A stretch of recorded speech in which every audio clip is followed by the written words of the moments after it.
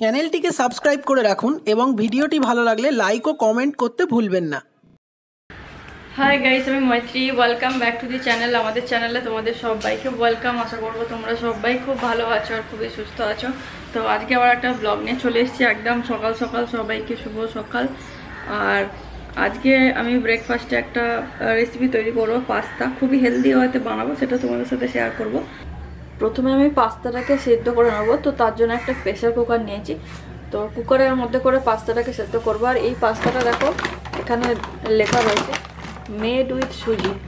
এটা কিন্তু খুব হেলদি পাস্তা, এটা তোমরা খেতে পারো। পাস্তাটাকে খুব ভালোভাবে সিদ্ধ করে নিয়েছি। আর এর মধ্যে বেশি কিছু অ্যাড করবো না, একটা পেঁয়াজ দেবো আর একটু ক্যাপসিকাম দেবো। টমেটো যেটা সেদ্ধ করেছিলাম সেটাকে এরকমভাবে কেটে নিয়েছি কুচি কুচি করে। কাঁচা টমেটো দিলে গলতে অনেক সময় লাগবে, তো এটাকে একটু সেদ্ধ করে দিলে সসের মতো দেখতে লাগবে। আর এইগুলো ক্যাপসিকামগুলোকে একদম কুচি কুচি করে কেটে নিয়েছি, পেঁয়াজটাকে কেটে নিয়েছি। আর এখানে পাস্তাটাকে সিদ্ধ করে নিয়েছি। পাস্তাটা সিদ্ধ করার পর এরকম টাইপের দেখতে হয়ে গেছে, মানে অনেকটা বেশি সিদ্ধ হয়ে গেলে যেরকম হয় আর কি। তবে খুবই ভালো হয়েছে, খুব তাড়াতাড়ি ডাইজেস্ট হয়ে যাবে। এটাকে একটু ফ্রাই করে নিয়েছি ক্যাপসিকাম আর পেঁয়াজটাকে। তার পাশে একটু ডিম দিয়ে দিয়েছি দুটো। পাস্তাটা একদম কুক হয়ে গেছে, তো এখানে টমেটো যেটা ছিল সেটাও দিয়ে দিয়েছি আর নুনও দিয়ে দিয়েছি। আর বেশি এর মধ্যে তেল বা কিছু অ্যাড করিনি, একদমই অ্যাড করবো না। পাস্তাটা কিন্তু অনেকটাই ফুলে ফুলে গেছে, মানে এটা খুব তাড়াতাড়ি ডাইজেস্ট হয়ে যাবে, একদম নরম হয়ে গেছে পাস্তাটা। বাট একটাও ভেঙে যাচ্ছে না। দেখতে খুব একটা ভালো হয়নি, বাট খেতে ভালোই হয়েছে, খারাপ হয়নি। খুব ভালো হয়নি বাট ভালো, খাওয়া যাবে।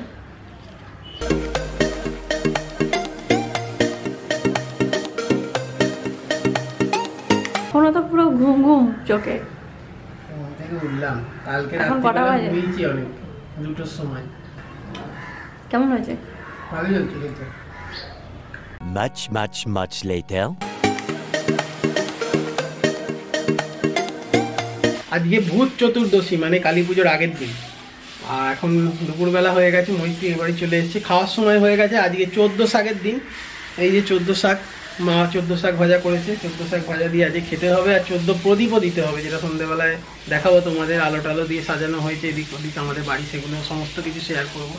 তো এখন খেয়ে নি তাড়াতাড়ি, আর ওয়েট না করে। 3 hours later.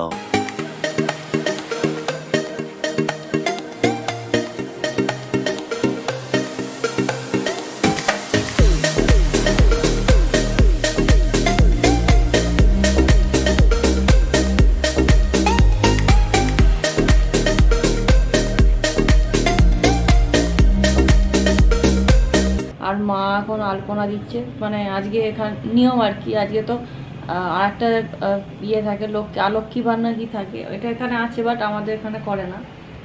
দেশে যারা থাকে তারা করে। তো আমাদের এখানে আলপনা দেয় আর 14 শাক খায় আর 14 প্রদীপ জ্বালে।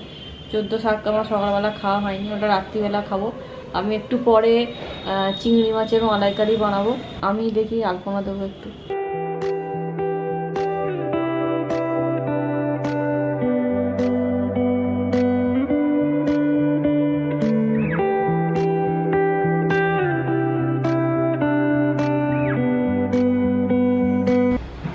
বাহ, মৈত্রী চারদিকে আলপনাতে চারদিকে প্রদীপ এঁকেছে।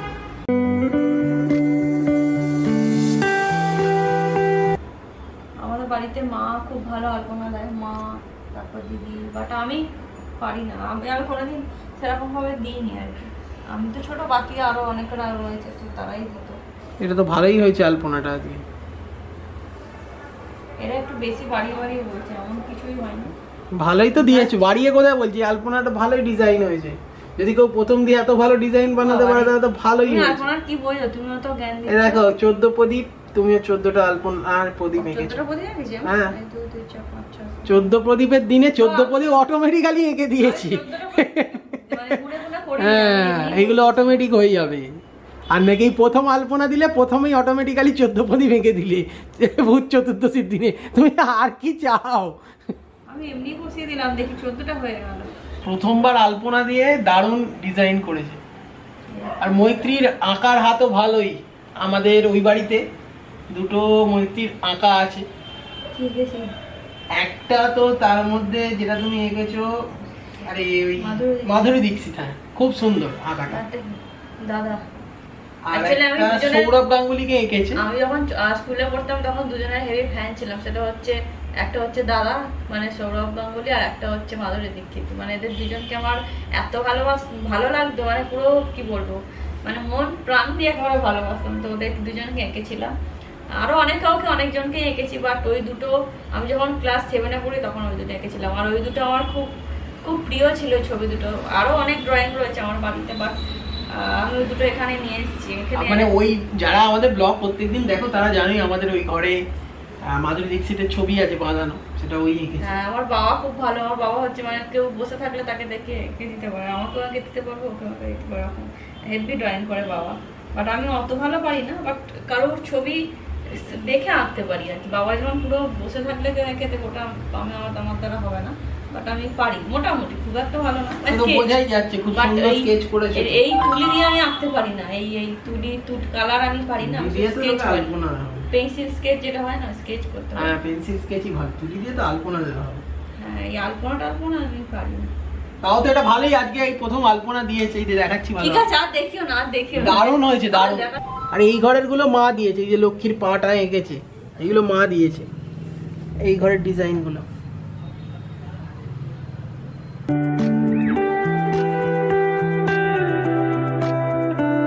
দেখো জায়গাটা কি লাগছে, পিছন দিকটাও হেভি লাগছে, হেভি।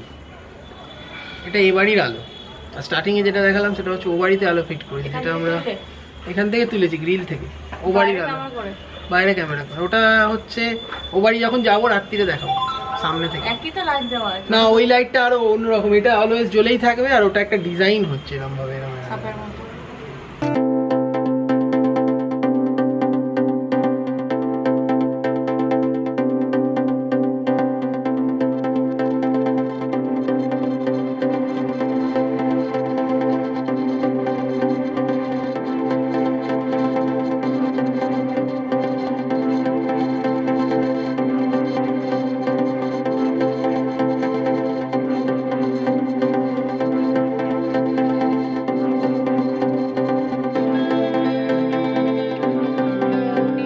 মালাইকারি তৈরি করছি। আমি আজকে অনেক জোরে জোরে কথা বলবো, কারণ বাইরে প্রচন্ড জোরে গান। কালী পুজোয় মাইক লাগিয়ে দিয়েছে, গান চলছে বাইরে।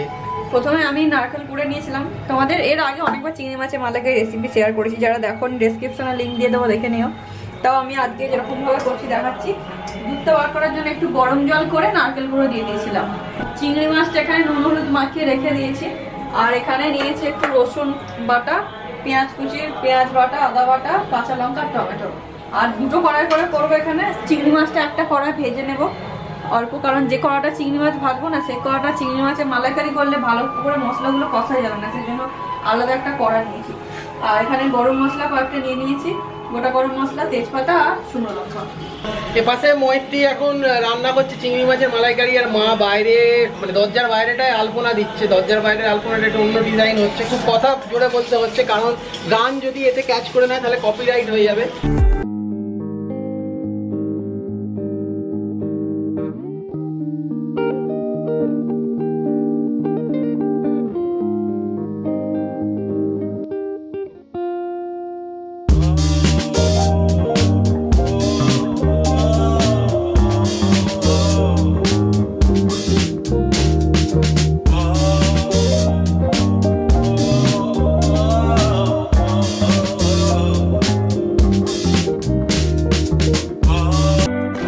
হয়ে গেছে, দেওয়া হয়ে গেছে। এবার দুদিকে লক্ষ্মীর চরণ আনবো, আজকে আনবো। দুদিকে মা লক্ষ্মী আমার ঘরে প্রবেশ করবেন, আমার ঘর মানে আলক্ষ্মী বিদায় হবে আর কি। আজকে থেকে আলক্ষ্মী বিদায় করছি, কালকে আসল আলক্ষ্মী দুপুরবেলা পুরো বিদায় হয়, কিন্তু আমি আজকে আগে থেকেই বিদায় করে দিয়েছি।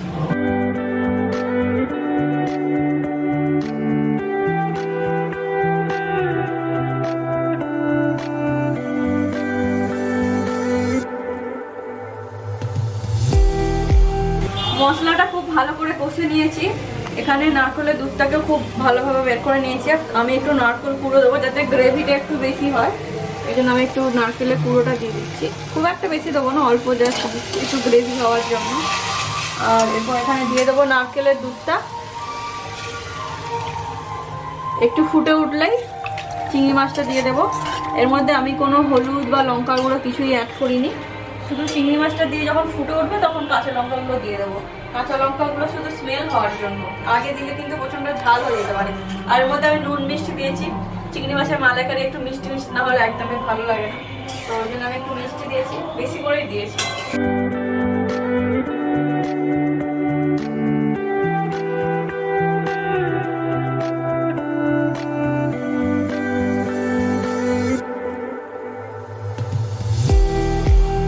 A few moments later. এখন আমাদের একটু দেরি হয়ে গেছে প্রদীপ মানে মোমবাতিটা জ্বালতে। আলপনা দেওয়া সব কমপ্লিট হয়ে গেছে, মা চারিদিকে খুব সুন্দর করে আলপনা দিয়েছে। এটা আমার কাছে ফিকে পড়ে গেছে আস্তে আস্তে জ্বালো মোমবাতি,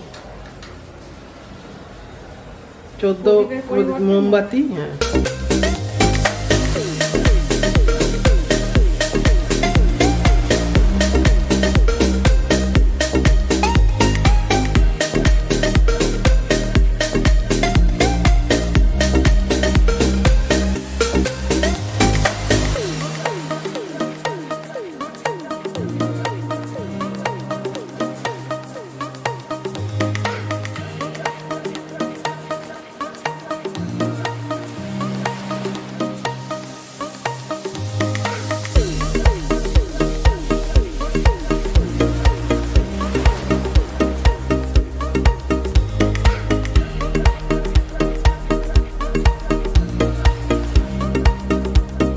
One hour later.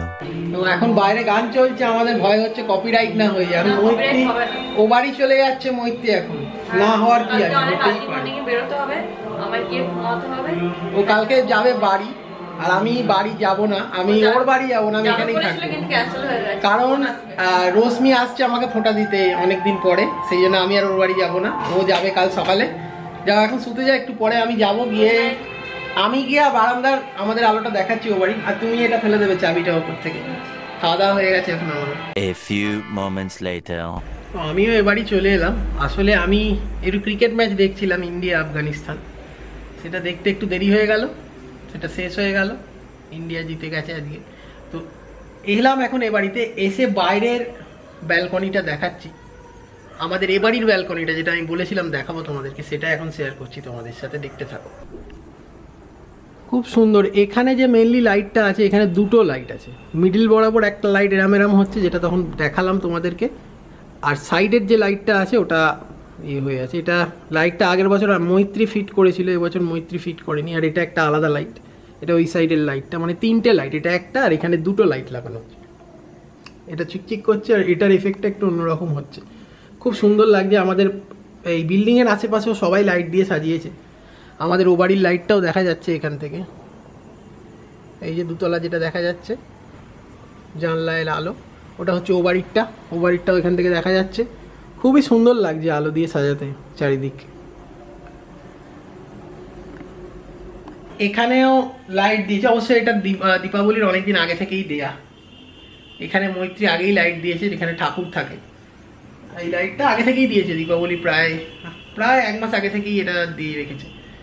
যখন থেকে জন্মাষ্টমী হয়েছিল তারপর থেকে মোটামুটি লাইটটা দেওয়া আছে এখানে।